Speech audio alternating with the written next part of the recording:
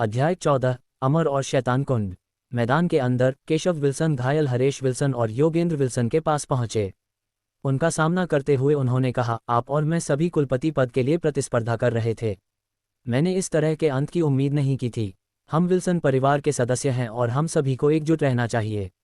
यदि आप मुझे अपना कुलपति स्वीकार करने से इनकार करते हैं तो आप अपने अनुयायियों को ले जा सकते हैं और विल्सन परिवार छोड़ सकते हैं। हरेश विल्सन और योगेंद्र विल्सन दोनों ने एक दूसरे की ओर देखा और फिर कबीर की ओर देखते हुए गहरी सांसें भरीं। हरेश विल्सन ने दृढ़ता से केशव विल्सन का हाथ पकड़ा। भारी स्वर में उन्होंने कहा, मुझे उम्मीद है कि आप विल्सन परिवार का नेतृत्व कर सकते हैं। मैं हरेश विल्सन एक विल्सन परिवार के सदस्य के रूप में जिया हूं और मरने के बाद भी मैं विल्सन परिवार का भूत बनूंगा। मैं हरेश विल्सन नए कुलपति से ईमानदारी से प्रभावित हूं। हरेश विल्सन और योगेंद्र विल्सन मूर्ख नहीं थे। उन्हें कबीर की क्षमता कितनी भयावह है इसका अंदाजा हो गया था। यदि उसे अच्छी तरह से प्रशिक्षित किया जाए तो जल्द ही उसके एक भयंकर रसायनज्ञ बनने की बहुत अच्छी संभावनाएं होंगी। यदि आप अभी एक अच्छा संबंध बना सकते हैं तो आप बाद में लाभ उठा सकते हैं। एक शीर्ष स्तरीय रसायनज्ञ को नाराज करना बुद्धिमानी नहीं है। साथ ही केशव विल्सन अब सभी पुरानी शत्रुता को छोड़ रहे थे, जो उनके लिए अच्छी बात थी। दो वरिष्ठों, पिछले अपराधों के लिए कृपया मुझे क्षमा करें। हमारे विल्सन परिवार को इतने सालों तक इन भूमियों में जीवित रहने के लिए हमें आंतरिक कलह नहीं करनी चाहिए। कबीर ने हरेश विल्सन और योगेंद्र विल्सन के सामने आकर माफी मांगी। कबीर के बयानों और कार्यों से कई विल्सन परिवार के बच्चों और बड़ों ने गुप्त रूप से सहमति में सिर हिलाया। हालांकि इतनी कम उम्र में उन्होंने एक दुर्जय एल्डर को हरा दिया था, वह गर्वित नहीं थे बल्कि वास्तव में बहुत विनम्र थे। इस तरह की सूक्ष्मता विल्सन परिवार के कई कनिष्ठों में काफी दुर्लभ है। विल्सन भाई भी कुछ हद तक शर्मिंदा थे।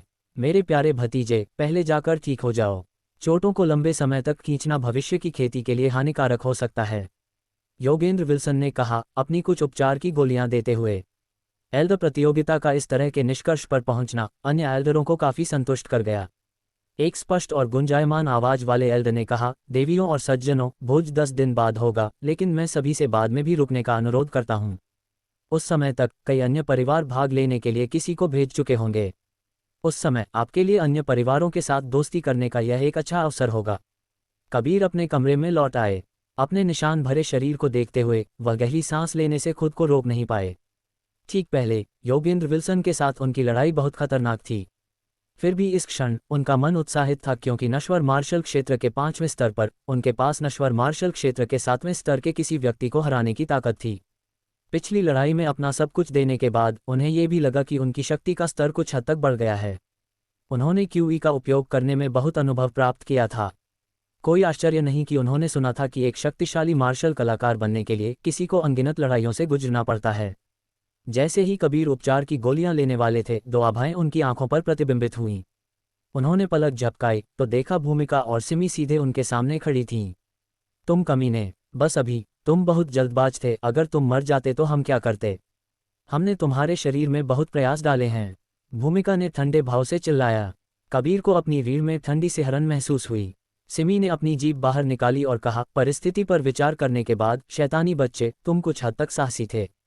इस बार हम तुम्हें जाने देंगे। हालांकि अगली बार तुम्हें सावधान रहना होगा। अपने कपड़े उतारो, मैं तुम्हें मलहम लगाने में मदद करूंगी। कबीर और योगेंद्र विल्सन की लड़ाई के दौरान उनका शरीर बर्फीली सच्ची आभा के कारण कई कटों से ढका हुआ था। उनका शरीर अनगिनत खून के धब्बों से ढका हुआ था। यदि इसे विशेष रूप से इलाज नहीं किया जाता तो ठीक होना कठिन होता। इस प्रकार कबीर अब अपने बिस्तर पर लेटे हुए सिमी के मुलायम और कोमल हाथों से कुछ मलहम लगाने का आनंद ले रहे थे, जिससे उन्हें बहुत आरामदायक महसूस हुआ। रिवाज के अनुसार अन्य परिवारों को नवनिर्वाचित विल्सन परिवार के कुलपति का जश्न मनाने के लिए आमंत्रित किया गया था। हालांकि अन्य परिवारों को आने में काफी समय लगता है, इसलिए वास्तविक उत्सव कुछ समय बाद आयोजित किया जाता है।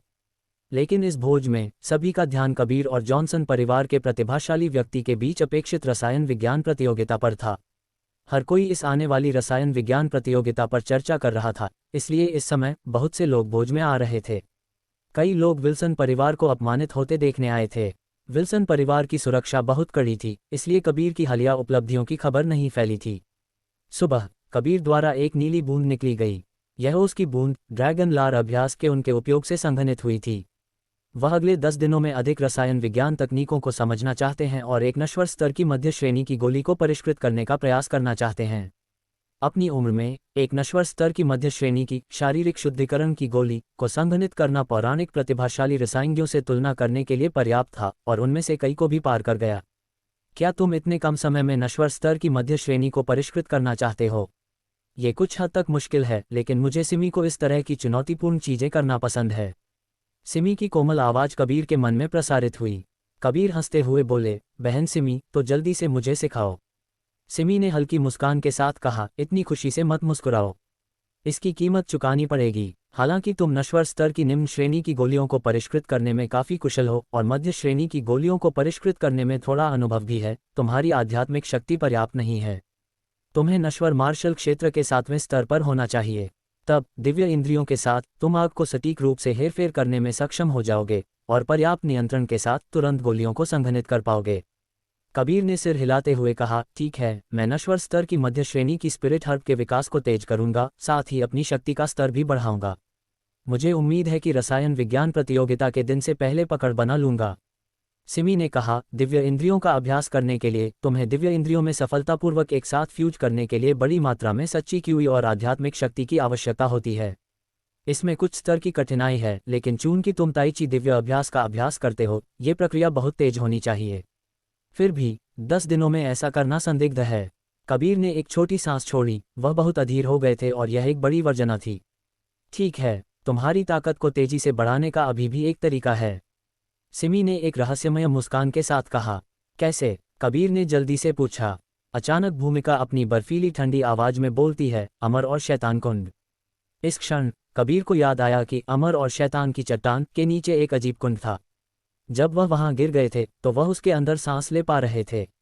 इसके अलावा कुंड भी चमक रहा था, लेकिन इसके अलावा उन्होंने उसमें कुछ भी खास नहीं देखा। क्या वह चट्टान के नीचे का अजीब कुंड है? कबीर ने अनिश्चितता से पूछा। हाँ, तुम्हें पता होना चाहिए कि हम अपने व्यक्तिगत दुश्मन द्वारा उस कुंड में धकेल दिए गए थे। सिमी के शब्दों ने कबीर को कुछ हद तक उत्सुक कर दिया। पता चला ये दोनों बेजोड़ मार्शल आर्ट लड़कियां वहां गिरा दी गई थीं। आखिरकार वह जगह कितनी रहस्यमय है? कबीर जितना अधिक इसके बारे में सोचते गए उतना ही उन्हें संदेह हुआ। ऐसा इसलिए था क्योंकि अमर और शैतान की चट्टान हमेशा मृत्यु क्यूई से भरी रहती थी, फिर भी किसी कारण से उस कुंड के पास मृत्यु क्यूई का कोई निशान नहीं था। कबीर को ये जानने के बाद कि अमर और शैतान कुंड असामान्य है, उन्होंने तुरंत ड्रैगन लार्क को पानी में मिलाया, फिर विभिन्न स्पिरिट जड़ी बूटियां और फूल डाले। उसके बाद उन्होंने अपने पिता का अभिवादन किया और चुपचाप विल्सन परिवार के विला को छोड़ दिया। अमर और शैतान की चट्टान की यात्रा पर निकल पड़े। रास्ते में उन्होंने सिमी को अमर और शैतान की चट्टान के बारे में बातें करते हुए सुना। उस जगह को अमर और शैतान की चट्टान कहा जाता है क्योंकि वह जगह थी जहां अमर और शैतान दफन हैं। वह कुंड उनके शवों से उत्सर्जित शुद्ध ऊर्जा से परिवर्तित हुआ था। किसी ने जानबूझकर उस कुंड को बनाया था और उसके आसपास की मृत्यु क्यूई भी अमर और शैतान के शवों से अतिप्रवाह के कारण हुई है। सिमी ने कहा। कबीर भयभीत थे। अमर और शैतान पौराणिक प्राणी हैं और उन्हें बिल्कुल उम्मीद नहीं थी कि उनके शव वहां पड़े होंगे। इसने उन्हें अतुलनीय रूप से उत्साहित भी किया। यदि वह कुंड वास्तव में शुद्ध ऊर्जा से बना है और वह उसे प्राप्त करने में सफल रहे